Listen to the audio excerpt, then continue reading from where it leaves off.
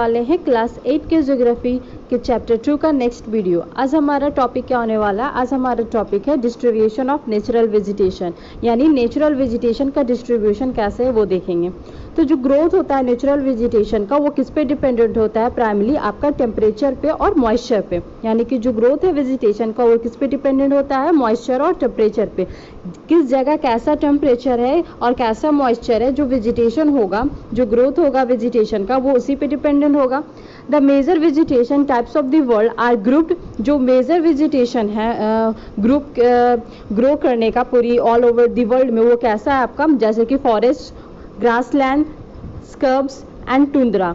अब ये सारे कहाँ पे वेजिटेशन किस जगह होते हैं? तो चलिए देखते हैं। तो जहाँ पे हैवी रेनफॉल होते हैं, जहाँ पे बहुत ज़्यादा बारिश होती है, वहाँ पे किस तरीके के वेजिटेशन होते हैं? तो वहाँ पे मोस्टली ट्रीज जो होते हैं वो कैसे ग्रो करते हैं? बहुत ही बड़े बड़े ट्रीज होते हैं में थ्राइव, जहाँ पे बहुत ही जल्दी जल्दी जो ट्रीज क्या होते हैं? ग्रो करते हैं।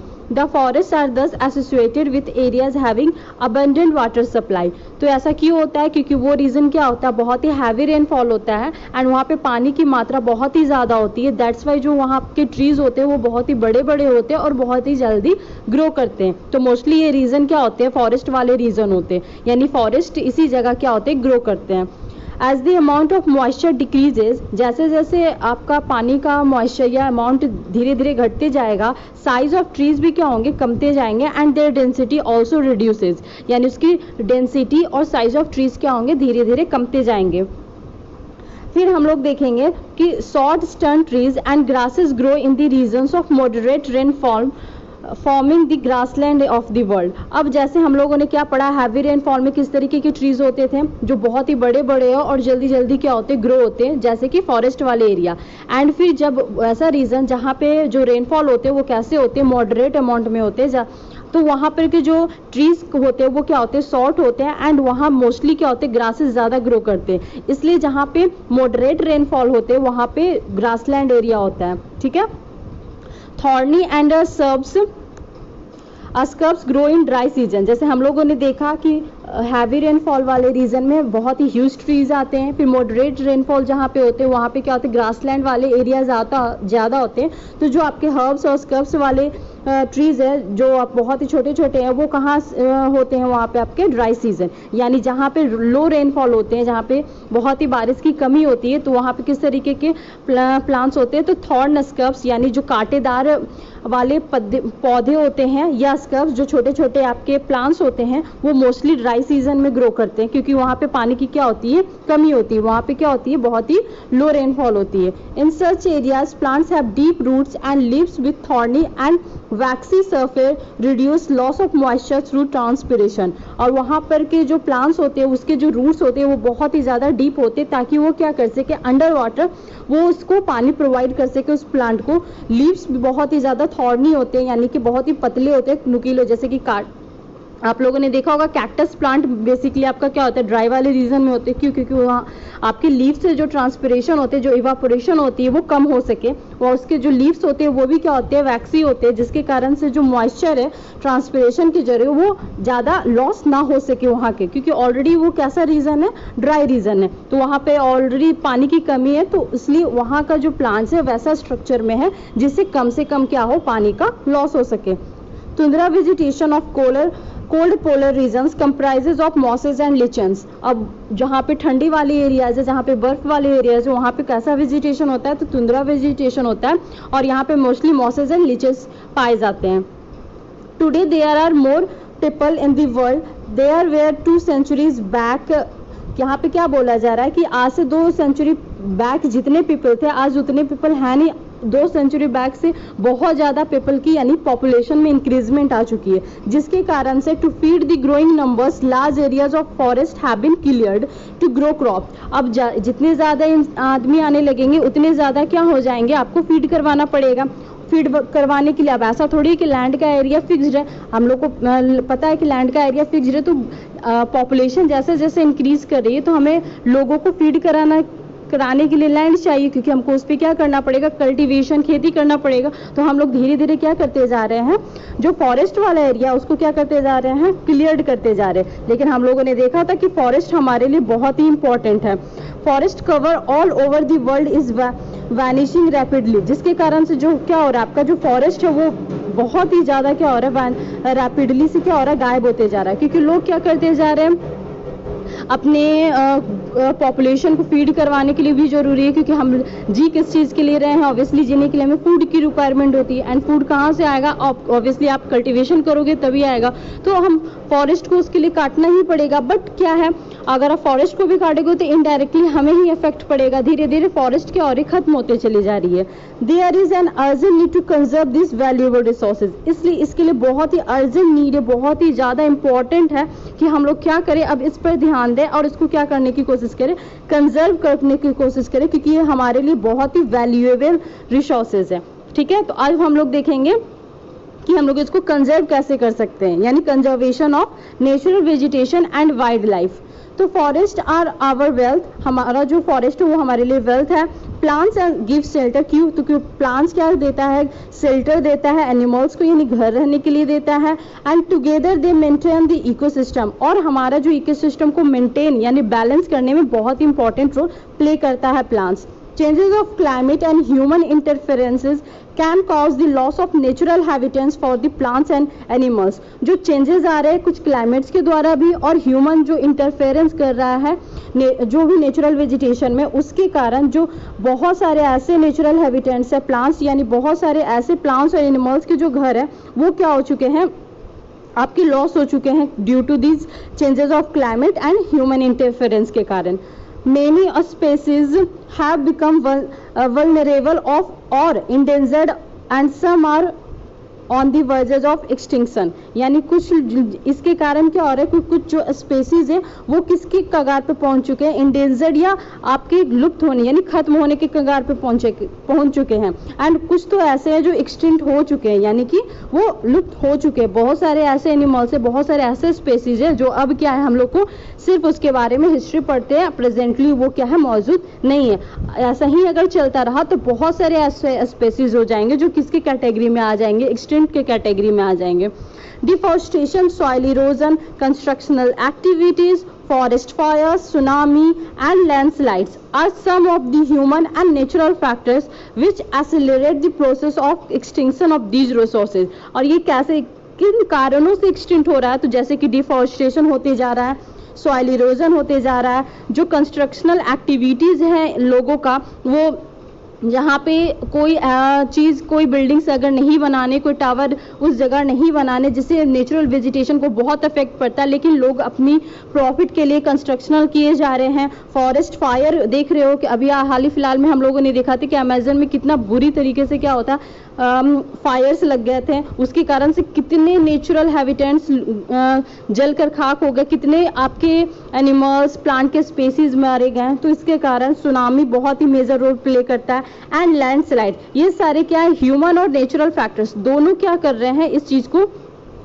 बहुत ही ज़्यादा तरीके से डिफॉरेस्टेशन, ये सारे कारण से क्या हो रहा है, एक्सटिंक्शन की तरफ चलते जा रहे हैं। तो अब हम लोग तो नेचुरल क्लैमिटीज़ को रोक नहीं सकते हैं, क्योंकि वो हमारे हाथ में नहीं है, वो फैक्टर्स को हम लोग रोक नहीं पाएंगे। बट जो ह्यूमन के द्वारा ये सारी चीज़ हुए जा रहे हैं उसको तो हम लोग क्या कर सकते हैं, प्रोटेक्ट कर सकते हैं, कम कर सकते हैं, जिसके कारण से हम लोग क्या कर सकते हैं, इस चीज़ को कंजर्व कर सकते हैं।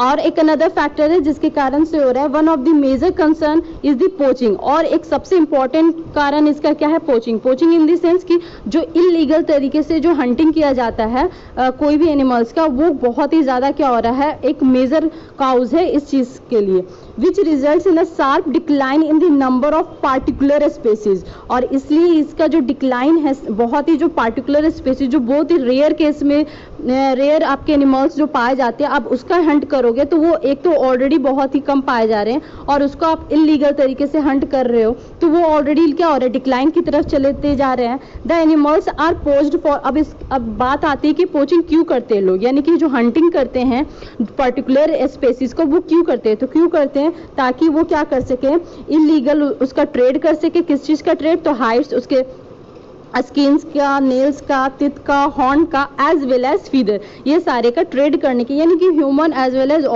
कि वो अपने प्रॉफिट के लिए वो उन चीज़ों को नहीं देख पाता है कि वो कितने पर्टिकुलर स्पेसीज है, बस उनको वो चीज़ देखता है कि उससे वो उनको कितना महंगा इनकम हो रहा है, दैट्स वाई। तो ये सारे कारणों से ये बहुत ही मेजर इशू है जो कि क्या कर रहा है, धीरे धीरे जो बहुत ही पर्टिकुलर स्पेसीज है उसको इंडेंजर्ड और एक्सटिंक्शन के कगार पे लाते जा रहा है। जैसे कि some of these animals are tiger. अब पोचिंग बेसिकली कौन कौन से ऐसे एनिमल्स का किया जाता है, तो लगभग आपका tiger, lion, elephant, deer, black buck, crocodile, rhinoceros, snow leopard,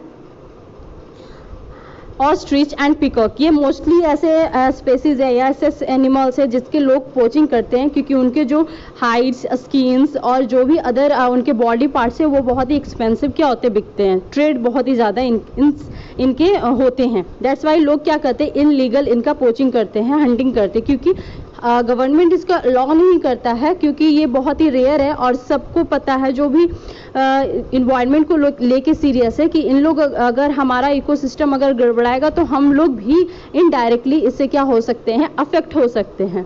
this can be conserve by increasing awareness. अब इसको कैसे कंजर्व कर सकते हैं, तो सबसे इंपॉर्टेंट कि लोगों को जागरूकता होना चाहिए, यानी लोगों को इस बारे में पता होना चाहिए कि जो वो काम कर रहे हैं इलीगल, जो ये सारी चीज़ें परफॉर्म कर रहे हैं, उनसे उन्हीं को बाद में क्या हो सकता है, खतरा हो सकता है। लोगों को अवेयरनेस नहीं है, उनको लगता है कि ये सारी चीज़ से मेरा क्या होगा, वो एनिमल मरेगा तो मेरा क्या जाएगा। बट तो लोगों में सबसे पहला क्या फैलाना है, उनमें अवेयरनेस फैलाना है थ्रू द इकोसिस्टम कि कैसे वर्क करता है इकोसिस्टम। अब national parks, wild life sanctuaries, biosphere reserves are made to protect our natural vegetation and wild life. और भी अनदर आपका कंजर्वेशन के लिए क्या किया गया गवर्नमेंट के द्वारा, तो नेशनल पार्क्स बना दिए गए, वाइल्ड लाइफ सेंचुरीज बना दिए गए एंड बायोस्फीयर रिजर्व्स बना दिए गए, ताकि वो क्या कर सके, जो वेजिटेशन है नेचुरल या वाइल्ड लाइफ है उसको अच्छे से प्रोटेक्ट कर सके, ताकि इन जगह पे क्या होते हैं, प्रोटेक्शन होते हैं गवर्नमेंट के द्वारा कि कोई भी तरीके से बाहर से क्या हो सके, किसी भी तरीके से कल्टीवेशन या कोई भी जो ट्रेड पर्पसेस से यहाँ पे कोई भी तरीके से एग्रीकल्चर या कोई भी हंटिंग या पोचिंग ना हो सके। तो यहाँ पे जो वाइल्ड लाइफ या नेचुरल वेजिटेशन है वो नेचुरली क्या होते हैं, ग्रो करते हैं और अच्छे से रहते हैं। Conservation of creeks, lakes and wetland is necessary to save the precious resources and depletion. साथ ही साथ जो क्रीक, लेक्स, वेटलैंड्स, ये सारे का भी क्या होगा, कंजर्वेशन बहुत ही ज़्यादा जरूरी है, क्योंकि इनके भी जो डिप्लीशन हो रहे हैं ये भी क्या है, एक तरीके के प्रीशियस रिसोर्सेज हैं, ये भी धीरे धीरे क्या हो रहे हैं, घटते जा रहे हैं एंड इसका भी होना बहुत ही ज़्यादा, कंजर्व करना बहुत ही ज़्यादा ज़रूरी है। There is a balance in the environment if the relative number of species is not disturbed. हम लोग जानते हैं कि एक बैलेंस है इन्वायरमेंट में, अगर सारे स्पेसीज का एक रिलेटिव नंबर है, लेकिन अगर हम लोग उसको डिस्टर्ब नहीं करते तो एक अच्छे तरीके से क्या होता है, बैलेंस बना हुआ होता है इन्वायरमेंट में। Human activities in several part of the world have disturb the natural habitats of many species, but इतने अच्छे से बैलेंस बने रहे और ह्यूमंस को कुछ हो ना, तो ये तो हो नहीं सकता है। तो बहुत से ऐसे जगह हैं जहाँ पे क्या ह्यूमंस बहुत ही इंटरप्ट या डिस्टर्ब करते हैं बहुत से एनिमल्स के हैबिटेट्स को या बहुत सारे ऐसे स्पेसीज के हैबिटेट्स को जहाँ वो रहते हैं। अब इस इंटरफेरेंस के कारण due to indiscriminate killings of several birds and animals have either become extinct और at the on the verge of extinction. अब इस इनडिस्क्रिमिनेट किलिंग्स किसके, सेवरल बर्ड्स एनिमल्स के आप इस तरीके से किलिंग करते जा रहे हो, इस तरह से उसको खत्म करते जा रहे हो, तो वो किसके कगार पे पहुंच जा रहे हैं, या तो वो लुप्त होने के कगार पे पहुंच जा रहे हैं या तो एक तरीके से एक्सटिंक्ट हो जाएंगे, एक टाइम तक आएगा। इसलिए awareness programs like social forestry and Van Mahotsav should be encouraged at the regional and community level. इसलिए जो अवेयरनेस प्रोग्राम है, क्योंकि सबसे आप कितने भी प्रोग्राम बना लो, कोई भी चीज़ आप कितने भी कुछ कर लो, जब तक लोगों में अवेयरनेस नहीं होगी, लोगों में जागरूकता नहीं होगी कि कैसे इस चीज़ों को कंजर्व करना चाहिए, क्यों कंजर्व करना चाहिए, कैसे कंजर्व करना चाहिए, लोगों को आप बता दो, लेकिन मेन पर्पस है क्यों करना चाहिए, उनको बताना होगा, उनको अवेयर करना होगा कि इनडायरेक्टली हमें लोग को बाद में क्या होगा, अभी हम लोग को क्या प्रॉफिट दिख रहा है लेकिन ये हमारे लिए ही क्या है, बाद में लॉस का काम होगा। तो अवेयरनेस प्रोग्राम जैसे फॉरेस्ट्री हो गया, वन महोत्सव हो गया, ये लोगों तक क्या करना चाहिए, अवेयरनेस फैलाना चाहिए, इनकरेज करना चाहिए रीजनल लेवल पे भी और कम्युनिटी लेवल पे भी। जो स्कूल चिल्ड्रंस है should be encourage to a bird watch and visit nature campus so they have to appreciate the habitat of varied species. और जो चिल्ड्रन, स्कूल के चिल्ड्रन, उनको भी बताना चाहिए, क्योंकि अगर वो स्कूल टाइम से ये सारी चीज़ के बारे में जानेंगे तो उनको इंकरेजमेंट मिलेगी, स्पेसीज के बारे में उनको अच्छे से जानकारी मिलेगी, तो कि वो क्या कर सके, जो भी इस तरीके से इलीगल वर्क होता है वो नहीं करें। एंड उनको क्या करना चाहिए, वर्ल्ड या कोई भी नेचर कैंपस के पास घुमाने लेके जाना चाहिए, विजिट करने लेके चाहिए, ताकि वो देखें और अप्रिसिएट करें इन सारी चीज़ों को। Many countries have passed laws against the trade as well as killing of birds and animals। बहुत से ऐसे कंट्रीज है जो एक लॉ इसके ऊपर पास कर चुके हैं, ताकि क्या कर सके, कोई भी लोग एनिमल्स या बर्ड को किल ना कर सके। In India killing lion, tigers, deers, great Indian bustard and peacocks are is illegal। India में भी ये लॉ है, किसके ऊपर है कि आप किसी भी lions, tigers, deer, great Indian bustard या पिकॉक को आप मार नहीं सकते हो। अगर आप मारेंगे तो ये क्या होगा, इलीगल है। यानी कि बहुत सारे ऐसे कंट्री जो इस पे आपके क्या कर चुके हैं, लॉ बना चुके हैं।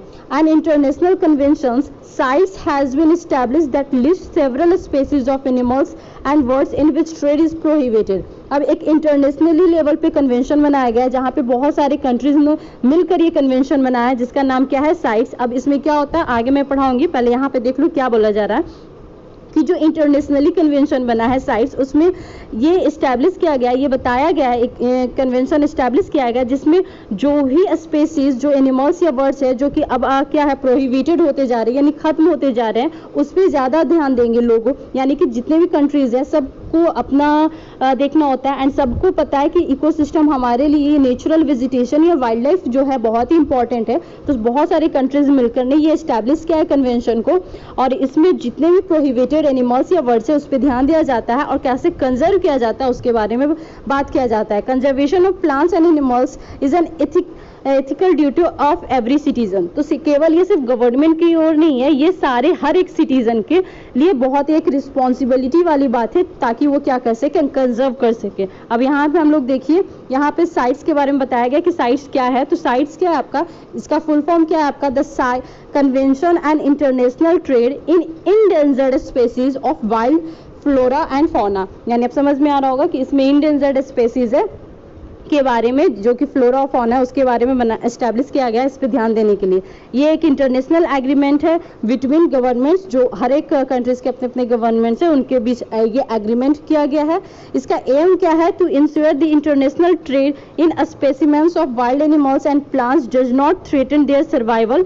ये रफली 5000 species of animals and 28,000 of plants are protected. यानी कि इसमें एम क्या है कि ताकि ये इंश्योर कर सके इंटरनेशनली लेवल पे कि कोई भी किसी भी तरीके से जो भी एनिमल्स क्या हो उसके थ्रेटन, यानी कि नेक्स्ट वो क्या हो, एक्सटेंट हो रहा हो, गायब हो रहा हो, तो उसके लिए वो पहले से ही उस चीज़ के लिए कंजर्व करने के लिए कोई कुछ ऑर्गेनाइज क्या हो, कोई प्रोग्राम लॉन्च कर सकते हैं। इसके जरिए आपको देखो 5000 स्पेसीज एनिमल्स के सेव कर चुके गए हैं एंड 28,000 स्पेसीज प्लांट्स के प्रोटेक्ट कर लिए गए हैं इस साइट्स के द्वारा। Bears, dolphins, cacti, corals, orchids and aloes are some example. इसमें कुछ एग्जांपल्स है जो ये सारी चीज को, स्पेसीज को क्या किया गया इस साइट्स के द्वारा, सारे कंट्रीज के गवर्नमेंट मिलकर इनको साइन करते हैं एंड इसके ऊपर वर्क करते हैं। यहाँ तक आपका, और इसी के साथ आपका क्या हुआ, इस चैप्टर का भी क्या हुआ, एंड हुआ। तो आपको समझ में आ गया होगा इस चैप्टर से रिलेटेड हर एक बात। तो अब हम लोग नेक्स्ट वीडियो में नेक्स्ट चैप्टर के साथ मिलेंगे। तो अच्छे से रहिए, सेफ रहिए। Bye, have a nice day.